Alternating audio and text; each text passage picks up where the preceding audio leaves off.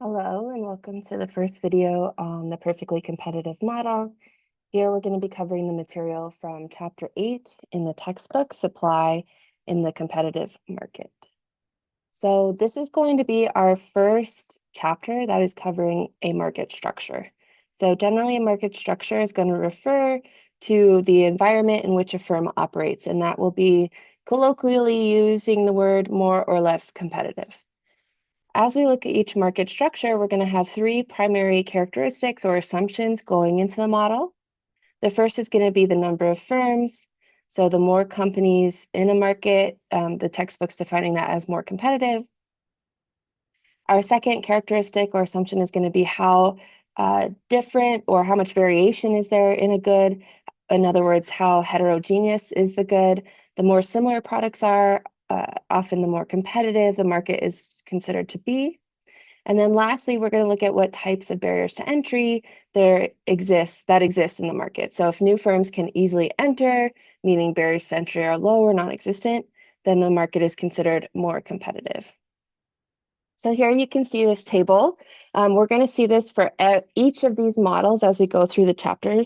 So this is video is obviously focusing on perfect competition. And in the next chapter, we'll turn to monopoly and monopolistic competition. There we go. And then in chapter 11, we'll see oligopoly. Okay, but for now, we're focusing on perfect competition.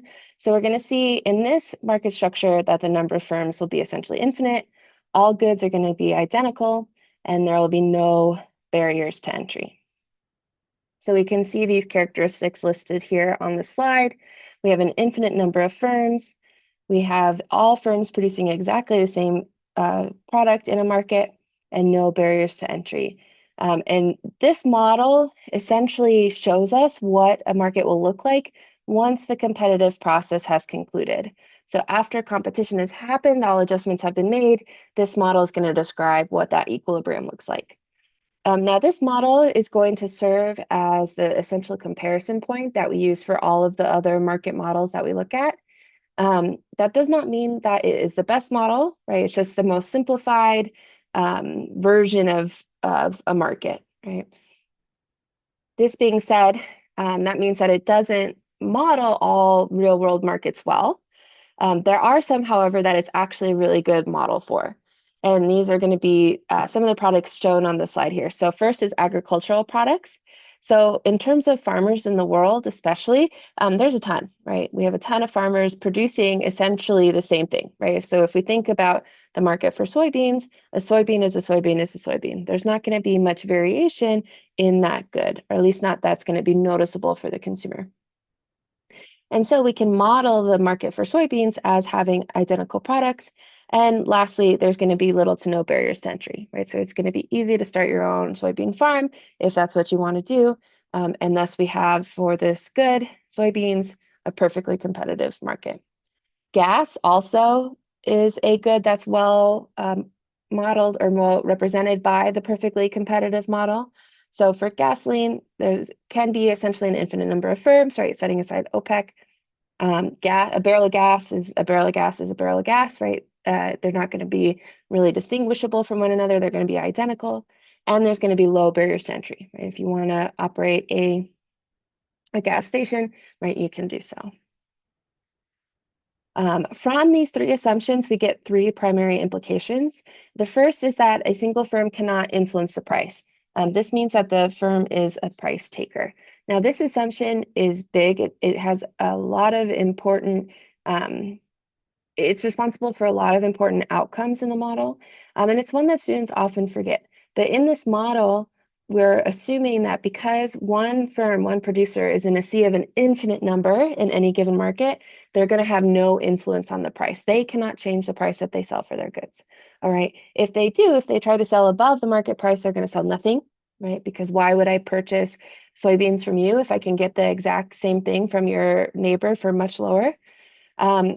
And again, because it's situated, the firm is situated in this market of infinite sellers, that means that at the market price, they can sell as much as they want, right? There's going to be so many buyers looking for this good that they can sell as much as they want at the price and not worry about not being able to sell all of their inventory. Okay.